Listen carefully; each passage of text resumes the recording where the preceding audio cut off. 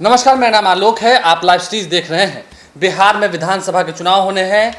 इस वक्त रालोसपा के मुख्य प्रवक्ता अभिषेक झा हमारे साथ हैं। विपक्ष ये कह रहा है, दावे कर रहा है कि सत्ता को उखाड़ फेंकेंगे, सत्ता परिवर्तन होगा, लेकिन विपक्ष में ही बिखराव दिख रहा है। हम शुरुआत करेंगे रामधारी सिंह जी की दिनकर की कविता से। समर शेष है नहीं पाप का, भागी केवल व्यात, जो तटस्थ है समय लिखेगा उनका भी अपराध। तो अपराध की इस घड़ी में जब आप सरकार के अपराध को गिना रहे हैं तो क्या कहेंगे? आप खुद क्या एक हैं, एकजुट हैं? देखिए, महागठबंधन का स्वरूप बहुत बार आपने देखा है। अब महागठबंधन ना कहें तो ज्यादा अच्छा रहेगा। जीतन मांझी ने पार्टी को कह दिया। जीतन राम मांझी जी अकेले महागठबंधन नहीं थे। महागठबंधन में 5 घटक दल थे और हम निश्चित रूप से यह मानते हैं कि चुनाव आते आते महागठबंधन का कुनबा और बढ़ेगा। एनडीए विरोधी और महागठबंधन के समर्थन में जो भी विचारधारा वाले दल होंगे निश्चित रूप से महागठबंधन के पार्ट होंगे। जहां तक मांझी जी की बात है, महागठबंधन परिवार की तरह है। परिवार का कोई भी सदस्य कहीं जाता है तो निश्चित रूप से बुरा महसूस होता है। मांझी जी ने हमारे हिसाब से बहुत गलत फैसला लिया है, उन्हें धैर्य रखना चाहिए था। आप गलत फैसले की बात करें तो मैं आपको टोकूंगा। जीतन राम मांझी ने जो फैसला लिया है उसकी जड़ जो है वो सिर्फ एक बिंदु है, एक शब्द है। उस शब्द को कहते हैं कोऑर्डिनेशन। कोऑर्डिनेशन कमेटी की बातें हुई। कोऑर्डिनेशन क्या आप लोग के आपसी में नहीं है क्या? देखिए, कोऑर्डिनेशन का अभाव तो हमारे बीच में आपने लोकसभा चुनाव के समय भी देखा था कि कहीं ना कहीं कोऑर्डिनेशन का अभाव रहा था, तो परिणाम बहुत विपरीत आए थे। हम इतनी सारी सीटों पर हार चुके थे। और कोऑर्डिनेशन कमेटी जहां तक बनाने की बात है तो उससे किसी भी घटक दल का नुकसान नहीं हो सकता है, फायदा ही होगा। लेकिन कोऑर्डिनेशन कमेटी बनने ही वाली थी, बनने वाली से पहले। तो कब तक दिसंबर से वो डेडलाइन दे रहे थे, जनवरी, फरवरी, मार्च। क्या कहा जाता है, गलती इसमें किसकी हो रही है? राजनीति में डेडलाइन की जगह नहीं होती है।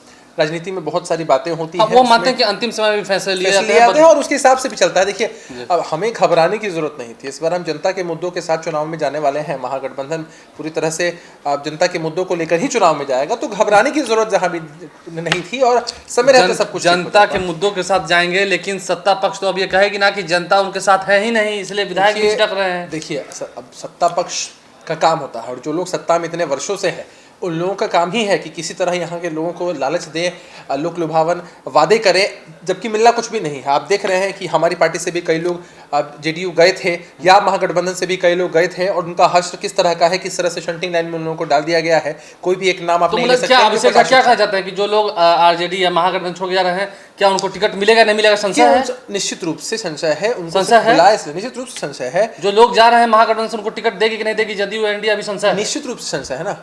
आपको टिकट हाथ में दे दे जदयू, ये बहुत बड़ी बात हो जाएगी आपके लिए ना कि आपने पाला बदल लिया और आपने सोचा कि आपको बहुत बड़ा कुछ हासिल हो जाने वाला है। तो ऐसा कुछ नहीं होने वाला है और मुगालते में रहने की ज़रूरत नहीं है। ज़रा भी समझने की चीज़ है कि महागठबंधन जनता के मुद्दों के साथ ही चुनाव में जाएगा और निश्चित रूप से जनता आशीर्वाद देगी। नहीं, जिस तरह से बातें सामने निकल के आ रही हैं, हम आखिरी सवाल आपसे लेंगे। ये बड़ा सवाल है कि एनडीए एकजुट है, दिख रहा है। चिराग पासवान को भी बातों को छोड़ दे तो क्या लग रहा है, चिराग पासवान की बातों से ही सिर्फ आप विपक्ष मजबूत होंगे या फिर एनडीए को देखकर फिर मजबूती होगी? इस सवाल के जवाब में मैं 2 चीजें आपसे कहना चाहता हूं मालूम कि आपका 2 मिनट का समय, 1 मिनट का समय लूंगा।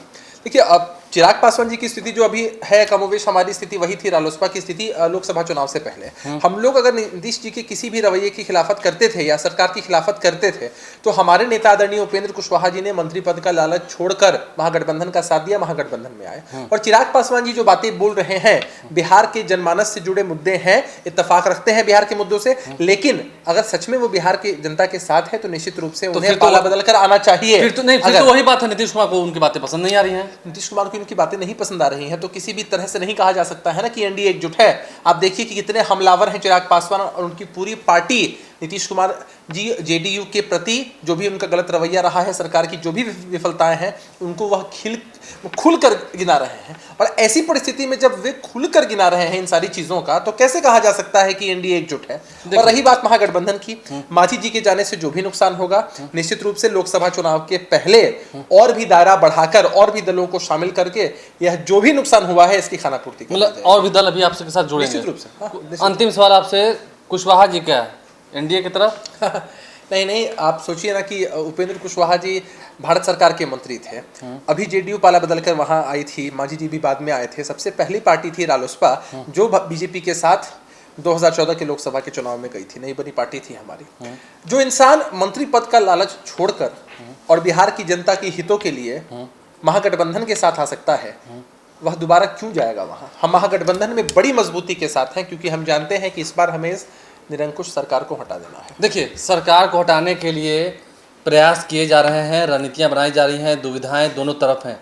महागठबंधन के खेमे में भी काफ़ी दुविधाएं हैं, तो एनडीए खेमे में भी दुविधाएं हैं। दुविधाओं का सामना कौन पहले कर लेगा और किसे दुविधाएं घेरे रहेंगी, ये तो आने वाला समय बतलाएगा। आप लाइव स्ट्रीम के साथ बने हैं, हमारे चैनल को सब्सक्राइब कर लें, साथ साथ फेसबुक पेज भी लाइक करें। इसके अलावा ट्विटर हैंडल पर लाइव स्ट्रीम को फॉलो करें। धन्यवाद।